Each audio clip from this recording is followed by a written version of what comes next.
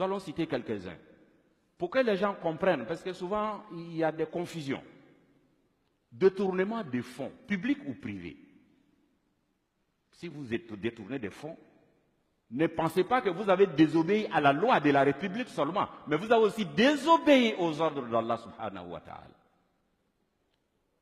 Le faux monnayage, ceux qui fabriquent les faux billets et qui les injectent dans l'économie. Non seulement vous déstabilisez l'économie nationale, mais aussi vous encourez la colère d'Allah subhanahu wa ta'ala. Troisièmement, la manipulation des marchés publics et privés. Vous tous et vous toutes qui avez l'autorité de dire oui ou non pour attribuer un marché. Lorsque vous intervenez dans l'attribution pour vous attribuer injustement des parts, des pourcentages, sachez que vous avez désobéi non seulement à la loi de la République, mais vous avez aussi désobéi gravement aux enseignements d'Allah subhanahu wa ta'ala. L'abus de fonction.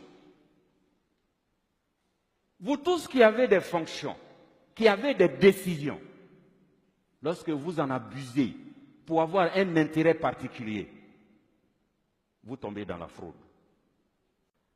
La richesse mal acquise constitue une barrière devant l'acceptation de vos œuvres que vous allez faire avec l'argent mal acquis. Vous prenez votre argent mal acquis, votre richesse, notre argent volé, vous allez à la Mecque, Dieu dit, je ne t'ai pas appelé, je ne t'accueille pas.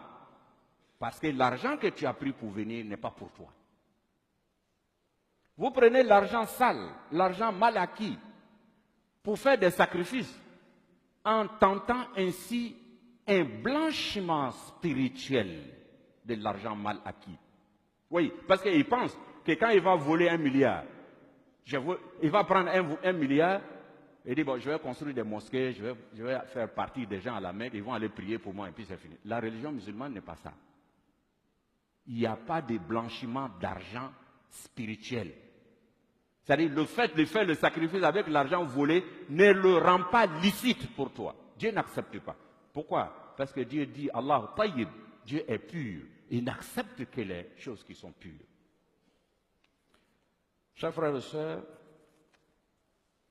il y a aussi sur le plan spirituel, il y a d'autres éléments. À cause du temps, nous allons, peut-être en d'autres occasions, nous allons revenir sur ces choses si l'occasion nous était donnée.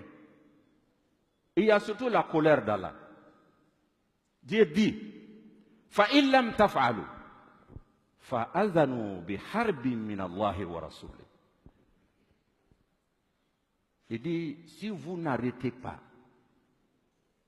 la course à l'enrichissement illicite, sous toutes ses formes, il dit alors recevez une déclaration de guerre de la part d'Allah et de son messager, sallallahu alayhi wa sallam.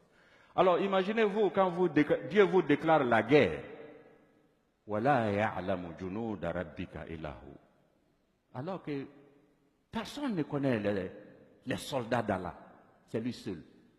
Ça peut être une maladie, ça peut être des inondations, ça peut être des incendies, ça peut être le fait même que les cœurs de vos citoyens ne sont plus ensemble. Donc c'est une menace grave.